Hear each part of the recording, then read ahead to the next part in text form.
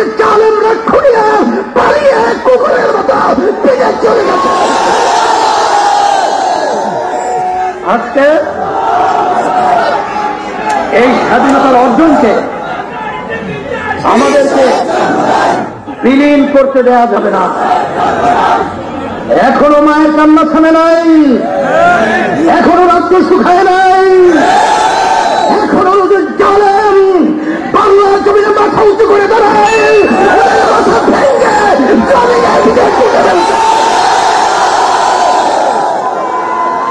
এদেশের মধ্যে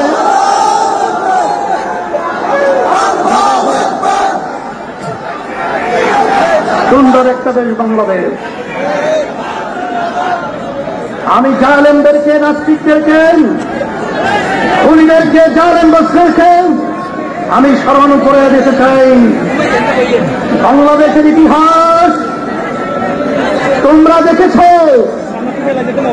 তোমরা গুলি করে পাখির মতো আমার সন্তানদেরকে মারবে, আর আমরা নিশ্চুপ চোখে দেখব। শুধু তাই নয়, আমরা মা বাপরা, আমরা কার্যিয়ারা আমাদের বুকটাকে রক্ত নিয়ে ওদের পাশে দাঁড়িয়েছিলাম।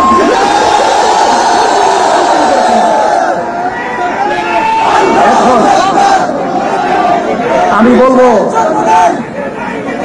আজকে বাংলাদেশের মধ্যে ইসলামের পক্ষে এবং স্বাধীনতা বাংলাদেশের অর্থবহ হোক, এটা বাস্তবায়নের জন্য, মানবতা ন্যায় বিচার প্রতিষ্ঠার জন্য ইসলামী আন্দোলন বাংলাদেশ প্রতিষ্ঠা থেকে শুরু করে আমাদের কার্যক্রম পরিচালনা করে আসছি।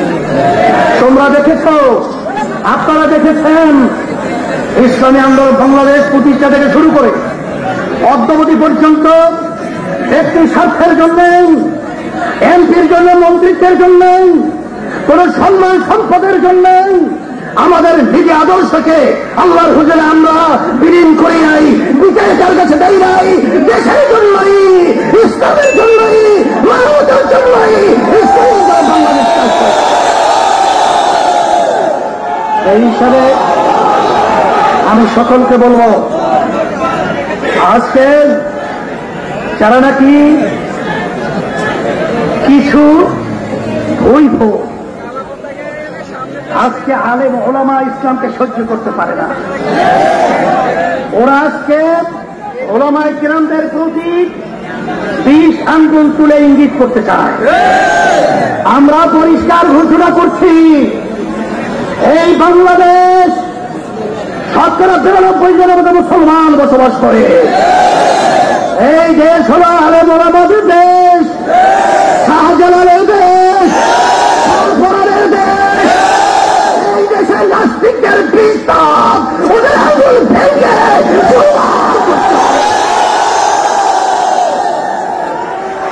এই দেশের মধ্যে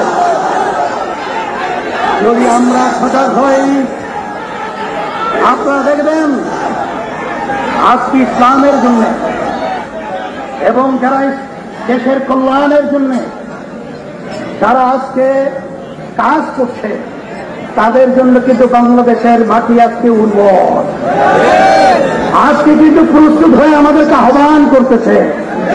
সেজন্য আপনাদেরকে বলবো, মাঠ উর্বর রয়েছে, সেখানে যদি আমরা ইচ্ছালি না করি, ফসল সুন্দর ফলাবার জন্য চেষ্টা না করি, তাহলে তো সেই নাস্তিকের দলের এবং দেশদ্রোহী দালালেরা আবার আমাদের দেশকে বিলীন করবে, বিকিয়ে দেবে, অন্য দেশের কাছে ইজারা দিবে।